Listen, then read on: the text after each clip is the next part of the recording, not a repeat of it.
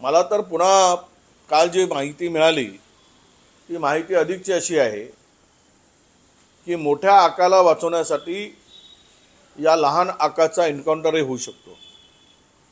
म्हणून पोलिसांना विनंती आहे की मोठ्या आकांना वाचवण्यासाठी याचा एन्काउंटर करू नका बाबा.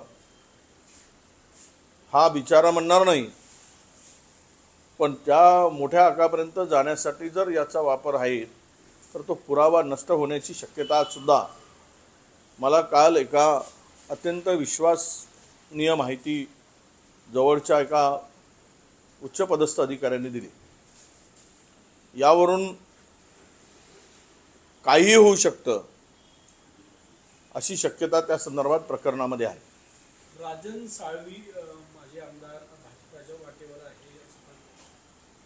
आता असं आहे, काही लोकांना सत्ता फार जवळची वाटते, सत्तेशिवाय जगू शकत नाही, सत्तेसाठी जन्माला आले असं कोणाच्या डोक्यात असतं. कसं आहे की लढण्याची प्रवृत्ती नष्ट झाली की माणूस सत्तेच्या मार्गाने जातो. ती लढण्याची प्रवृत्ती राजन साळवीची कमी झाली असावी म्हणून तो पळापळ करतो आहे.